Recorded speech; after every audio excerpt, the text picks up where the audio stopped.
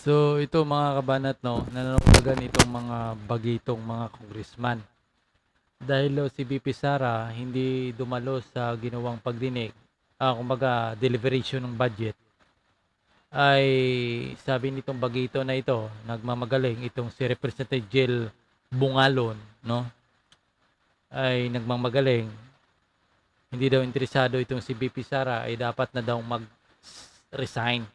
Sabi niya pwede daw silang manawagan na mag-step down na itong si BP Sara dahil daw hindi interesado sa trabaho. Samantala si BP Sara nagpadala na, no? At saka mayroon ding sulat na sabi niya ipinaubaya niya yung budget sa mga congressman.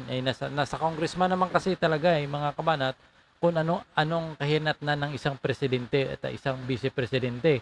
Kung bibigyan nila ng budget yan ay mayroong magawa, may matrabaho. Kapag hindi binigyan ng House of Representatives ng budget itong si BP Sara ay talagang walang magawang trabaho yan. Alangan naman mga alkal yan,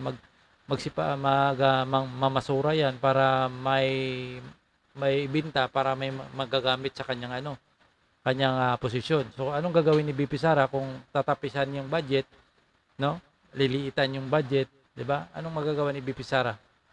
So ang reason nila kaya daw hindi interesado itong si nakikita ko dito ang reason nila dahil daw hindi daw sumipot si BP Sara. Mula pa daw kahapon nag-aantay sila na dumating si BP Sara.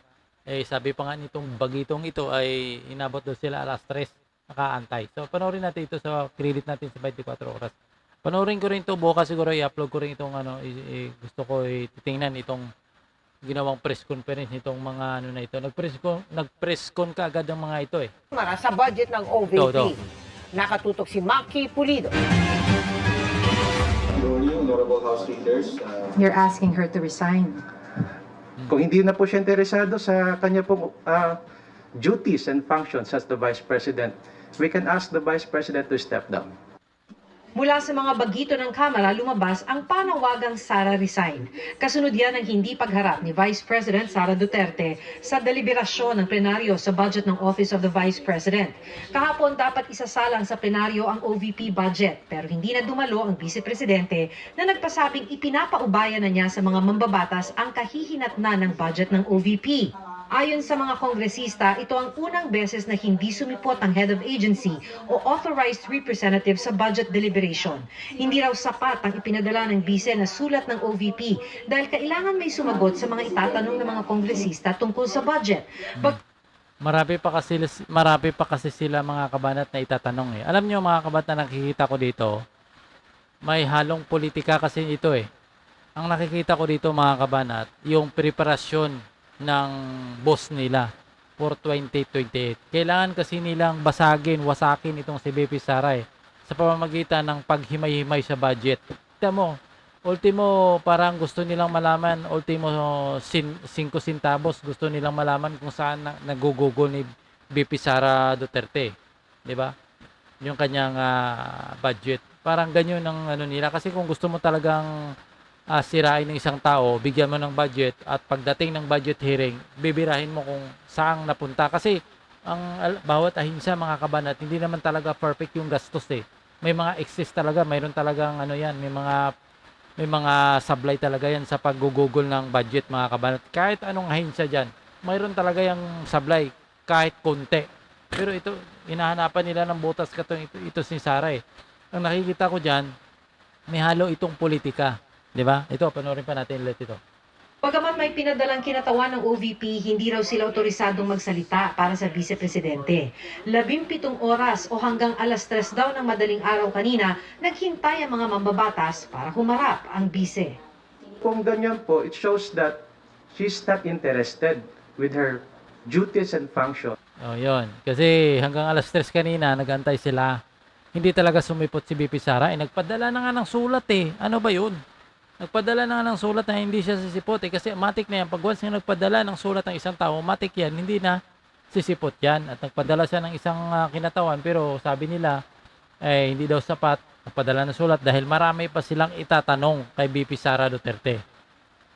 'Di ba? gusto kasi nilang sirain yung pagkatao ni Duterte. Yun ang nakikita ko eh. Parang nangyari kasi dito, itong nakikita ko, may halong politika yung birada kay Sara Duterte. 'Di ba? May halong politika kasi ang Duterte once nga tumakbo yan sa darating na 2028, ito yung pinakamalaking kalaban nila ang Duterte. Sa halimbawa, gamitin ko lang. Tumakbo itong si Martin Romualdez, halimbawa lang, no? Pag tumakbo itong si Martin Romualdez ng presidente, tumakbo ng presidente itong si Sara Duterte. Kasi yun naman 'di ba, mga kabanat, nung nagkaroong hearing, nagkaroong pagdinig, puro tanong ng tanong sila. Tapos kanina, marami pa rin daw silang gustong itatanong kay BP Sara. Ibig sabihin, yung mga question nila hindi talaga natatapos. Hindi talaga natatapos yung mga tanong, paulit-ulit. Ang tanong nila parang tinanong ni Pedro, itatanong ni Juan, itatanong ni Juan de la Cruz, hanggang na lang si Poncio Pilato. Ganun pa rin itatanong, paulit-ulit, parang yung mga tanong ay nasirang plaka. Totoo lang, yung isang hearing, sapat na sana yun sa mga tanong eh. Pero ang problema kasi, yun nga, paulit-ulit yung tanong. Parang masasabi natin itong mga congressman, parang sirang plaka na tila baga sa piling mo ay sila ay sobrang linis. 'Di ba? Pang makapagsalita, parang feeling mo sila ay walang nagawang anomalya sa kanilang sarili, no? Parang gusto nang palabasin na sila talagang may malasakit sa budget. Hindi ko lang alam kung ay nako. 'Di ba? 'Yun ang problema. 'Di ba? Parang ewan ko, parang para sa akin mali, may talaga, may preparasyon talaga, mga kabahan, nakikita ko dito. Kasi parang naging usapin, naging Duterte. Lahat na lang parang may connection sa mga Duterte ang nangyari ngayon eh. 'Di ba? Talagang meron talaga, may something talaga dito, may something, kumbaga sa English, may something wrong talaga, mga kabanat. Kita talaga dito, may something talaga.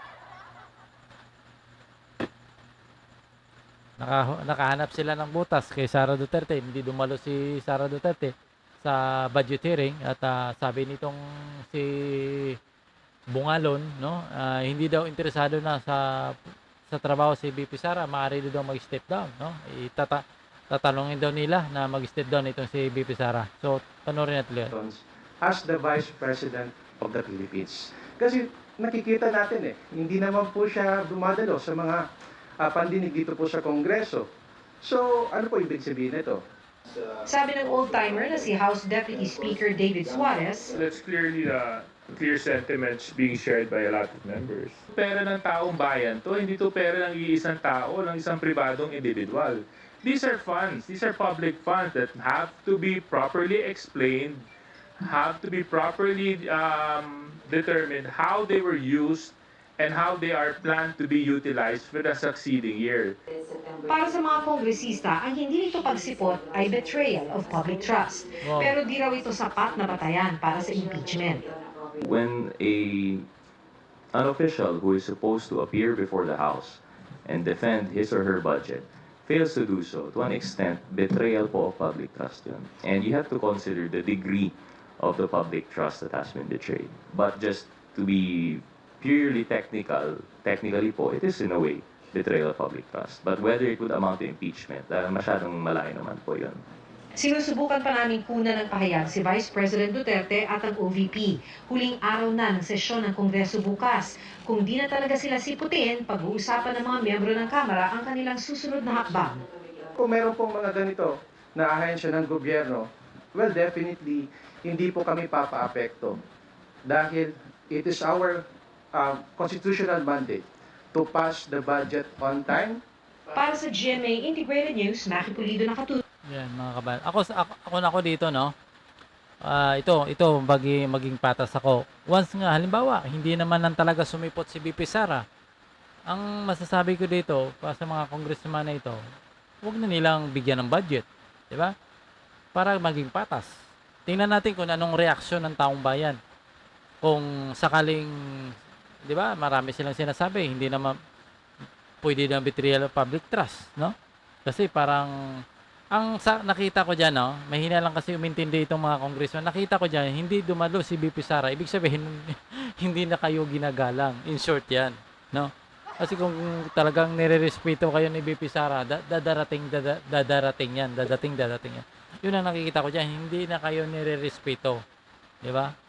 Ng si BP Sara, no?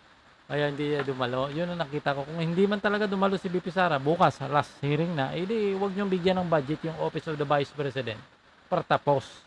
Di ba? Di ba? O kung i-impeach nyo para malaman kung ano ba talaga ang reaksyon ng tao. No? Ano ba talaga ang reaksyon ng tao. Di ba? At saka sana, walang selective. Kung sakaling gusto, sabi ni Suarez, dapat daw matao, hindi daw pera nyo ng isang tao, pera daw ng taong bayan. Sana, yung lahat ng budget na umiiral dyan sa buong bansa, dapat na himay-himay kung saan ba talaga nag-google. Hindi lang isang tao. Makikita mo talaga kasi ang tirada ng mga congressman na ito na may preparasyon talaga mga kabanat. Kahit saan mo ang gulo tingnan, halatang halata talaga mga kabanat. May preparasyon for 2028. Yan nakita ko mga kabanat.